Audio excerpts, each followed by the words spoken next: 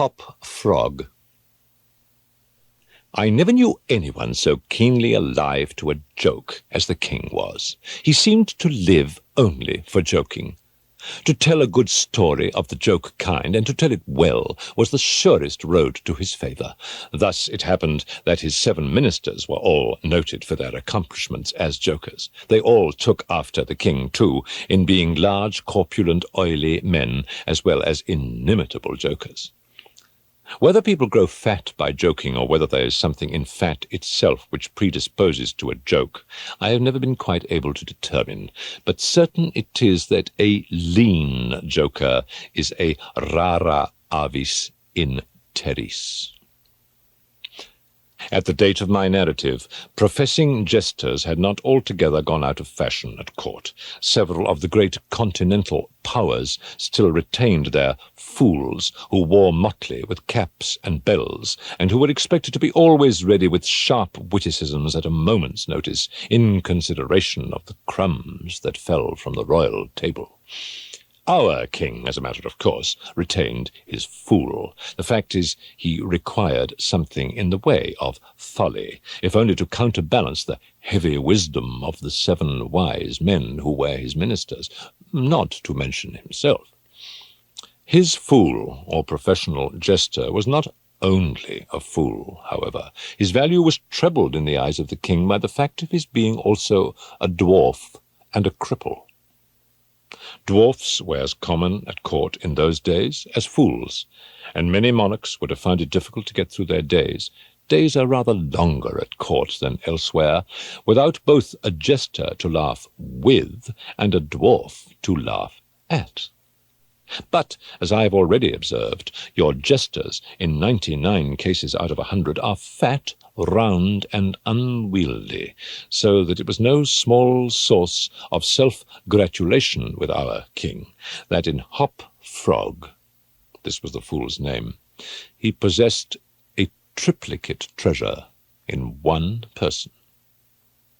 I believe the name Hop Frog was not that given to the dwarf by his sponsors of baptism, but it was conferred upon him by general consent of the 7 ministers, on account of his inability to walk as other men do.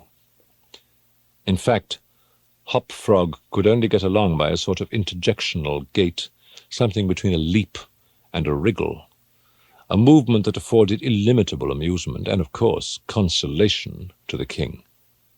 But although Hop Frog, through the distortions of his legs, could move only with great pain and difficulty along a road or floor, the prodigious muscular power which nature seemed to have bestowed upon his arms, by way of compensation for deficiency in the lower limbs, enabled him to perform many great feats of wonderful dexterity where trees or ropes were in question, or anything else to climb.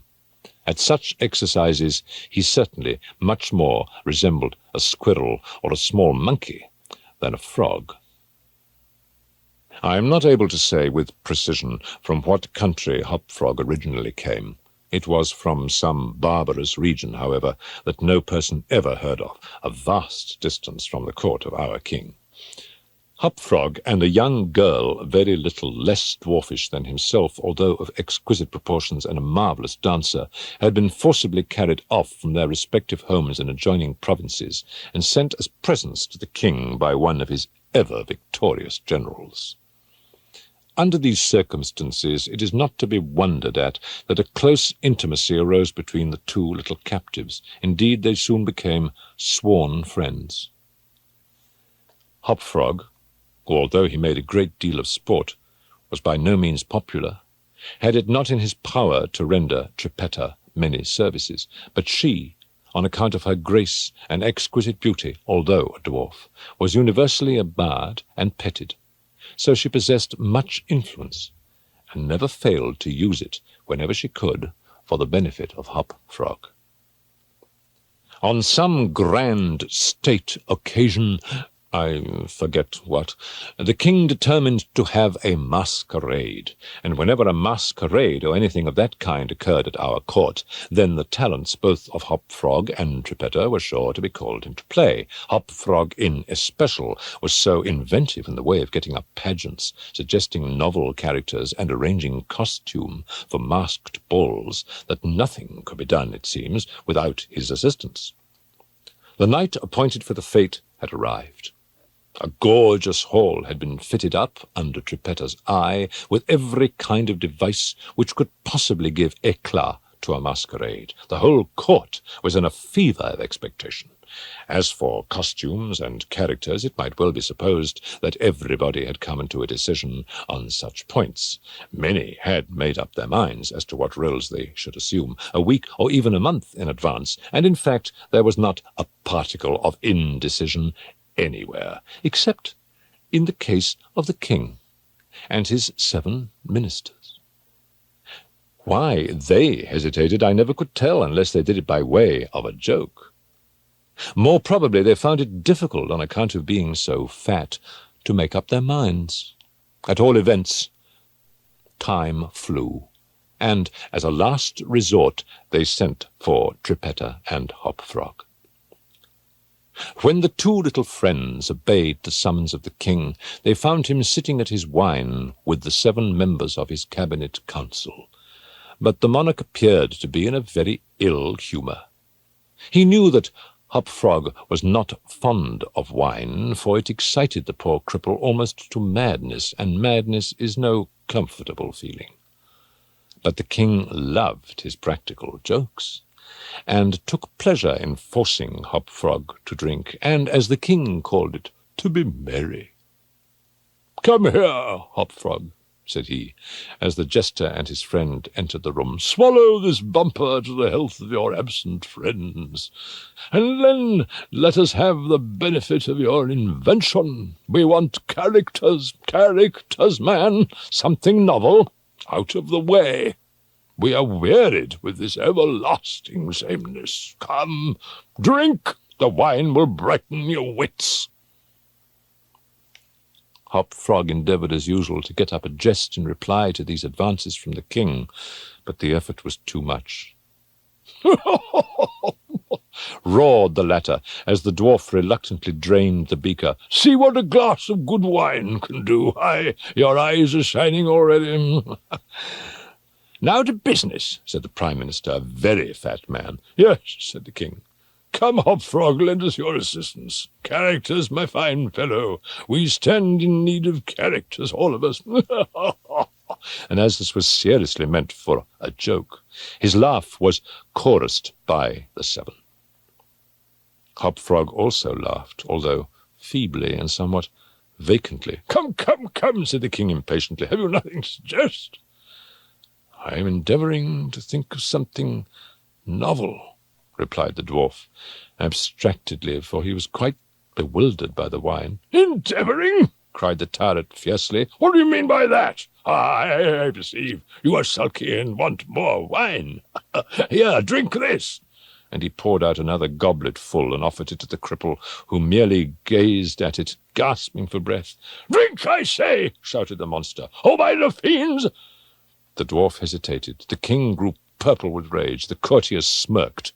Trippetta, pale as a corpse, advanced to the monarch's seat, and, falling on her knees before him, implored him to spare her friend.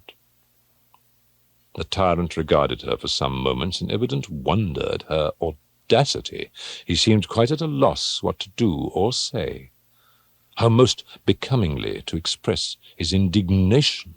At last, without uttering a syllable, he pushed her violently from him and threw the contents of the brimming goblet in her face. The poor girl got up as best she could, and, not daring even to sigh, resumed her position at the foot of the table. There was a dead silence for about half a minute, during which the falling of a leaf or of a feather might have been heard. It was interrupted by a low, but harsh and protracted, grating sound, which seemed to come at once from every corner of the room. What are you making that noise for?" demanded the king, turning furiously to the dwarf. The latter seemed to have recovered in great measure from his intoxication, and looking fixedly but quietly into the tyrant's face, merely ejaculated, "I? How could it have been me?" "Sound appeared to come from without," observed one of the courtiers. "I fancy it was the parrot at the window, whetting his bill upon his cage wires." "True," replied the monarch, as if much relieved by the suggestion, "but on the honour of a knight, I could have sworn that it was the gritting of this vagabond's teeth." Hereupon the dwarf laughed. The king was too confirmed a joker to object to anyone's laughing, and displayed a set of large, powerful, and very repulsive teeth. Moreover, he avowed his perfect willingness to swallow as much wine as desired. The monarch was pacified, and having drained another bumper with no very perceptible ill effect, Hop-Frog entered at once and with spirit into the plans for the masquerade. "I cannot tell what was the association of idea," observed he very tranquilly, and as if he had never tasted wine in his life. "But just after your Majesty had struck the girl and thrown the wine in her face, just after your Majesty had done this, and while the parrot was making that odd noise outside the window, there came into my mind a capital diversion, one of my own country frolics, often enacted among us at our masquerades. But here it will be new altogether. Unfortunately, however, it requires a company of 8 persons, and that—" "Here we are!" cried the king, laughing at his acute discovery of the coincidence. "8 to a fraction! I and my 7 ministers. Come, what is the diversion?" "We call it," replied the cripple, "the 8 chained orang-utangs, and it really is excellent sport, if well enacted." "We will enact it," remarked the king, drawing himself up and lowering his eyelids. "The beauty of the game," continued Hop-Frog, "lies in the fright it occasions among the women." "Capital!" roared in chorus the monarch and his ministry. "I will equip you as orang-utangs," proceeded the dwarf. "Leave all that to me. The resemblance shall be so striking that the company of masqueraders will take you for real beasts, and of course they will be as much terrified as astonished." "Oh, this is exquisite!" exclaimed the king. "Hop-Frog, I'll make a man of you." "The chains are for the purpose of increasing the confusion by their jangling. You are supposed to have escaped en masse from your keepers. Your Majesty cannot conceive the effect produced at a masquerade by 8 chained orang-utangs, imagined to be real ones by most of the company, and rushing in with savage cries among the crowd of delicately and gorgeously habited men and women. The contrast is inimitable." "It must be," said the king, and the council arose hurriedly, as it was growing late, to put in execution the scheme of Hop-Frog. His mode of equipping the party as orang-utangs was very simple, but effective enough for his purposes. The animals in question had, at the epoch of my story, very rarely been seen in any part of the civilized world, and as the imitations made by the dwarf were sufficiently beast-like and more than sufficiently hideous, their truthfulness to nature was thus thought to be secured. The king and his ministers were first encased in tight-fitting stockinette shirts and drawers. They were then saturated with tar. At this stage of the process, some one of the party suggested feathers, but the suggestion was at once overruled by the dwarf, who soon convinced the 8 by ocular demonstration that the hair of such a brute as the orang-utang was much more efficiently represented by flax. A thick coating of the latter was accordingly plastered upon the coating of tar. A long chain was now procured. First it was passed about the waist of the king and tied, then about another of the party and also tied, and then about all successively in the same manner. When this chaining arrangement was complete, and the parties stood as far apart from each other as possible, they formed a circle, and to make all things appear natural, Hop Frog passed the residue of the chain in 2 diameters at right angles across the circle after the fashion adopted at the present day by those who capture chimpanzees or other large apes in Borneo. The grand saloon in which the masquerade was to take place was a circular room, very lofty, and receiving the light of the sun only through a single window at top. At night, the season for which the apartment was especially designed, it was illuminated principally by a large chandelier, depending by a chain from the center of the skylight, and lowered or elevated by means of a counterbalance as usual. The arrangement of the rooms had been left to Geppetta's superintendence, but in some particulars, it seems, she had been guided by the calmer judgment of her friend the dwarf. At his suggestion it was that on this occasion the chandelier was removed. Its waxen drippings, which in weather so warm it was quite impossible to prevent, would have been seriously detrimental to the rich dresses of the guests, who, on account of the crowded state of the saloon, could not all be expected to keep from out its centre, that is to say, from under the chandelier. Additional sconces were set in various parts of the hall out of the way, and a flambeau emitting sweet odour was placed in the right hand of each of the caryatides that stood against the wall, some 50 or 60 altogether. The 8 orang-outangs, taking Hop Frog's advice, waited patiently until midnight, when the room was thoroughly filled with masqueraders before making their appearance. No sooner had the clock ceased striking, however, than they rushed, or rather rolled in all together, for the impediments of their chains caused most of the party to fall, and all to stumble as they entered.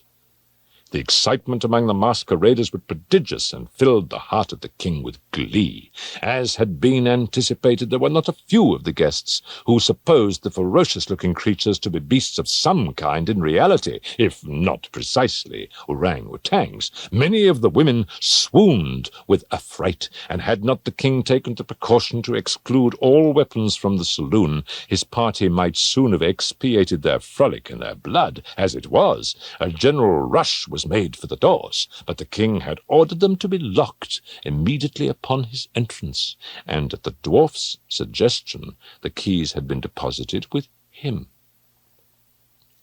While the tumult was at its height, and each masquerader attentive only to his own safety, for in fact there was much real danger from the pressure of the excited crowd, the chain by which the chandelier ordinarily hung, and which had been drawn up on its removal, might have been seen very gradually to descend until its hooked extremity came within 3 feet of the floor. Soon after this, the king and his 7 friends, having reeled about the hall in all directions, found themselves at length in its centre, and of course in immediate contact with the chain.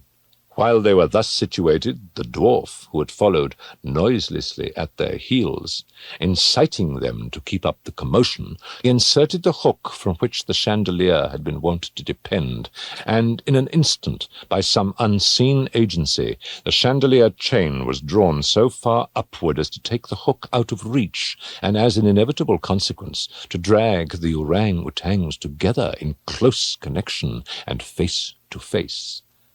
The masqueraders by this time had recovered in some measure from their alarm, and beginning to regard the whole matter as a well-contrived pleasantry, set up a loud shout of laughter at the predicament of the apes. "Leave them to me!" now screamed Hop Frog, his shrill voice making itself easily heard through all the din. "Leave them to me! I fancy I know them. If I can only get a good look at them, I can soon tell who they are."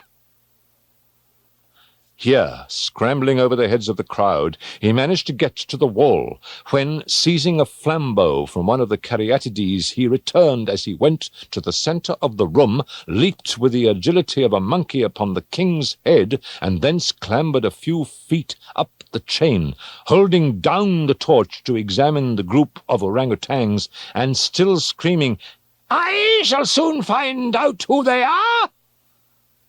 And now, while the whole assembly, the apes included, were convulsed with laughter, the jester suddenly uttered a shrill whistle, when the chain flew violently up for about 30 feet, dragging with it the dismayed and struggling orangutans, and leaving them suspended in mid-air between the skylight and the floor.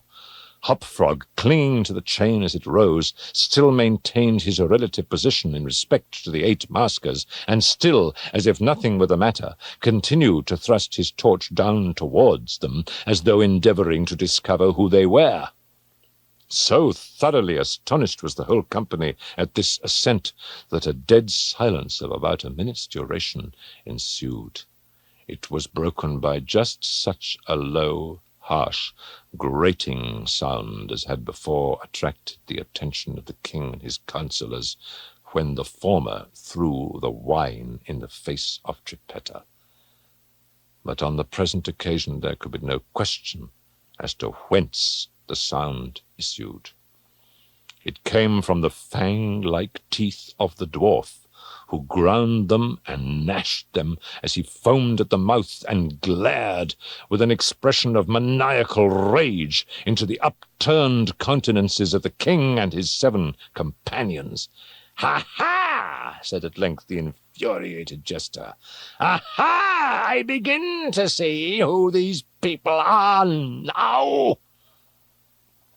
Here, pretending to scrutinize the king more closely, he held the flambeau to the flaxen coat which enveloped him, and which instantly burst into a sheet of vivid flame. In less than half a minute, the whole 8 orangutans were blazing fiercely amid the shrieks of the multitude who gazed at them from below, horror-stricken, and without the power to render them the slightest assistance. The crowd again sank for a brief instant into silence. The dwarf seized his opportunity, and once more spoke. "I now see distinctly," he said, "what manner of people these maskers are. They are a great king and his 7 privy councillors, a king who does not scruple to strike a defenceless girl, and his 7 councillors who abet him in the outrage. As for myself, I am simply Hopfrog the jester, and this is my last jest." Owing to the high combustibility of both the flax and the tar to which it adhered, the dwarf had scarcely made an end of his brief speech before the work of vengeance was complete. The 8 corpses swung in their chains, a fetid, blackened, hideous, and indistinguishable mass. The cripple hurled his torch at them, clambered leisurely to the ceiling, and disappeared through the skylight. It is supposed that Trippetta, stationed on the roof of the saloon, had been the accomplice of her friend in his fiery revenge, and that together they effected their escape to their own country, for neither was seen again.